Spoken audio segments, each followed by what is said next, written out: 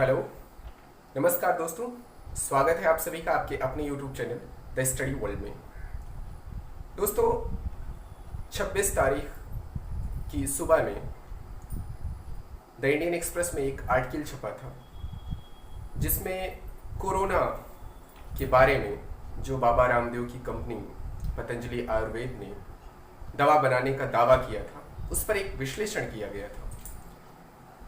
इस लेख की दो तीन बहुत महत्वपूर्ण बातें थीं जो एक सामान्य नागरिक के लिए, जनरल अवेयरनेस के लिए और प्रतियोगी परीक्षा की तैयारी करने वाले सभी अभ्यर्थियों के जीएस पेपर 2 के लिए बहुत इंपॉर्टेंट है।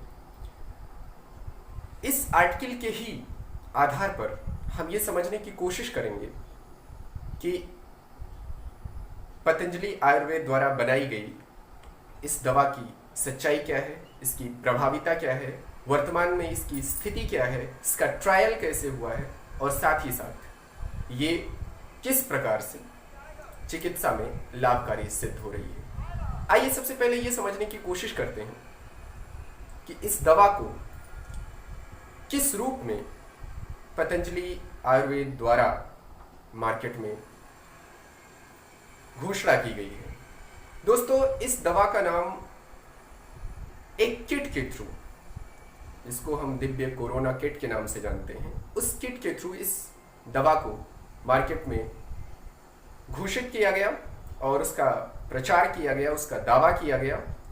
और इसमें 3 अहम दवाइयों का एक कॉम्बो है। इसमें एक दवाई जिसका नाम कोरोनिल है, ये दवा खांसी की है। इसमें एक दवाई जिसका नाम स्वासरी है, ये सांस की तकलीफ के लिए है। और इसमें एक अनु नाम का तेल भी है जो इस दवा में लाभकारी माना जा रहा है। अगर हम बात करें कि इस दवा का निर्माण कहाँ हुआ, तो हरिद्वार में दिव्य फार्मेसी नाम की एक कंपनी है जहाँ ये दवा मैन्युफैक्चर हुई है और ये पतंजलि आयुर्वेद द्वारा लॉन्च की गई है। आपने देखा होगा कि समाचार चैनलों पर और स्पेशली मीडिया चैनल्स पर इस बात पे बड़े जोर शोर से प्रचार किया गया कि कोरोना का आयुर्वेदिक इलाज संभव हो गया है और पतंजलि आयुर्वेद ने इसका इलाज ढूंढ लिया है। लेकिन उसके ठीक एक दिन बाद ही पतंजलि के दवाओं को चुनौती दी जाने लगी और इस देश की 2 महत्वपूर्ण राज्य सरकारों ने, उत्तराखंड और राजस्थान ने, पतंजलि के इस मेडिसिन को लेकर के चुनौती दी है। अब पहले ये समझने की कोशिश करेंगे कि आखिर वो दोनों राज्य कौन कौन से हैं और उन्होंने क्या कहा है।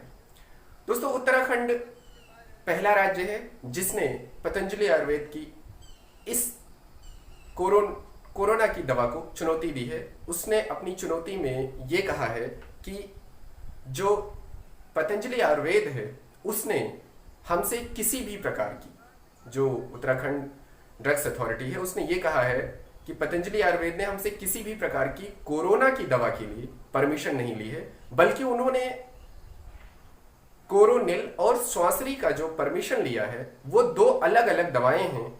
एक जो है वो खांसी के लिए थी और दूसरी जो है वो श्वास में तकलीफ के लिए थी। तो पहली बात तो यही है कि कोरोना के दवा के लिए कोई परमिशन शासन की तरफ से, उत्तराखंड सरकार की तरफ से नहीं दी गई थी। दूसरी चीज इसमें यह है कि उत्तराखंड सरकार ये भी कह रही है कि जो कोरोना की दवा का दावा किया जा रहा है इस पर अभी बहुत ज़्यादा व्यापक तौर पे कोई रिसर्चेज या किसी भी प्रकार की जो प्रक्रिया है, वैज्ञानिक प्रक्रिया, वो भी स्पष्ट रूप से अभी हमारे सामने नहीं आई है।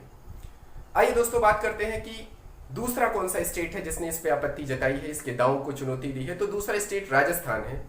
राजस्थान स्टेट का ये कहना है कि कोरोना के जिस दवा को लेकर के बाबा रामदेव की कंपनी ने इतने व्यापक प्रचार प्रसार किए, वो दवा दरअसल जिस मेडिकल कॉलेज से टाई अप करके क्लिनिकल ट्रायल की गई है, उसकी स्थिति यह है कि उसमें माइल्ड पेशेंट को हैंडल किया गया है। अब यहाँ आपके दिमाग में ये बात आ रही होगी कि माइल्ड पेशेंट कौन होते हैं। तो चिकित्सा विज्ञान में माइल्ड पेशेंट उनको कहा जाता है जिनमें किसी रोग के लक्षण या तो बहुत कम दृष्टिगत होते हैं, बहुत कम सिम्टम्स दिखाई देते हैं, या ना के बराबर होते हैं। तो ये बताया गया राजस्थान सरकार द्वारा कि पतंजलि आयुर्वेद ने जिस मेडिकल कॉलेज के साथ टाई अप किया हुआ है उसमें ये दवा उन पेशेंट पर ही ट्राई की गई है जो माइल्ड हैं, जिनमें बहुत ज़्यादा लक्षण क्लियर नहीं थे। साथ ही साथ ये भी दावा किया गया कि इस ट्रायल के दौरान जिन मरीजों को शामिल किया गया उसमें उन्हें बुखार के लिए एलोपैथिक दवाएं भी दी गई हैं। कुल मिलाकर के ये मतलब हुआ कि किसी भी प्रकार से एक व्यापक एक्सेप्टेंस की जो बात है वो अभी तक बन नहीं पाई है। बहुत ही छोटे या बहुत ही सूक्ष्म स्तर पर इस दवा का अभी तक प्रयोग और ट्रायल हो पाया है। दोस्तों, यहाँ पे एक WHO का डेटा है जो बहुत इंपॉर्टेंट है इस रेफरेंस में। WHO के अनुसार कोरोना या कोविड-19 के जो पेशेंट होते हैं उनमें 85% पेशेंट में बहुत स्पष्ट रूप से कोरोना के लक्षण दिखाई नहीं देते हैं। उसका यह मानना है कि केवल 15% रोगियों में जो लक्षण होता है वो सही तरीके से स्पष्ट रूप से दिखाई देता है। और WHO ये भी कहता है कि उन 15% में से केवल 5% ऐसे होते हैं जिनको वेंटिलेटर या लाइफ सपोर्ट सिस्टम की जरूरत पड़ती है। यानी कि WHO इस बात का क्लेम करता है, इस बात का विश्वास जताता है कि ज्यादातर कोरोना मरीज स्वतः ही ठीक हो जाते हैं और बहुत गंभीर अवस्था में नहीं पहुंचते हैं। अब आइए कुछ और चीजें समझने की कोशिश करते हैं। पहली बात तो ये समझने की कोशिश करते हैं कि ये जो कोरोना किट बनाई गई है उसकी वर्तमान स्थिति क्या है। तो दोस्तों, आपने देखा होगा कि जिस दिन इसकी घोषणा हुई उसके अगले दिन ही आयुष मंत्रालय भारत सरकार द्वारा इसके विज्ञापन पर रोक लगा दी गई। तो आपके जहन में स्वाभाविक रूप से ये बात आएगी कि किस एक्ट के तहत इस कोरोना की दवा के लिए जो कार्रवाई की गई है वो कौन सा एक्ट है। तो वो एक्ट है 1954 में बनाया गया था, drugs and magic remedies objectionable act. इसके तहत ही बाबा रामदेव की जो ये पतंजलि आयुर्वेद संस्थान ने दवा बनाई है उस पर रोक लगाई गई है।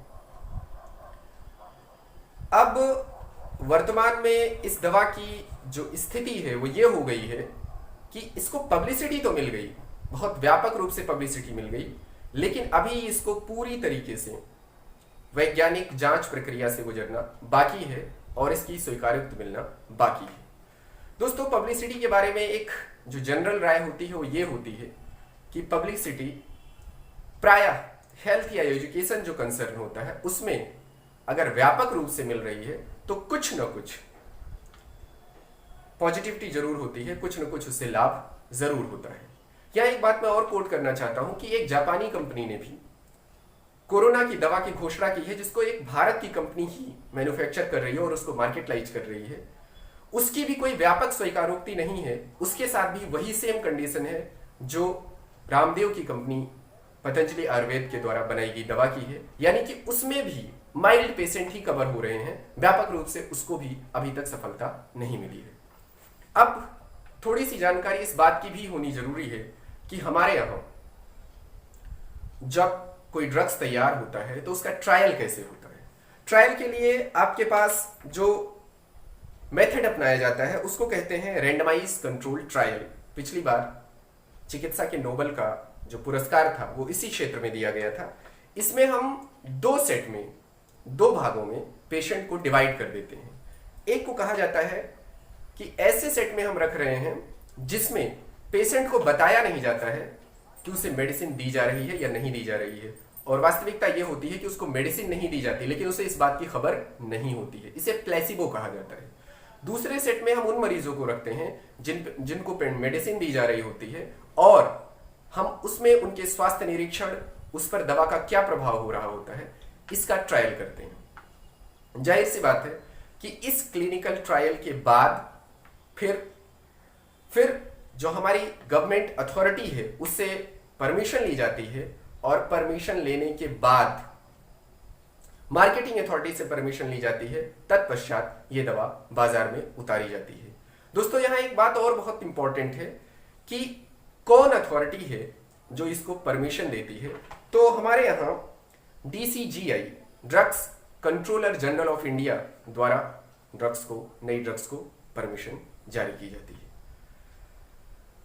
इस प्रकार से हमने आपको कोरोना के बारे में, जो अभी बाजार में एक बहुत बड़ी खबर बना हुआ है, उसके बारे में एक ऑथेंटिक जानकारी उपलब्ध कराई। आशा है कि आपके लिए उपयोगी साबित होगी।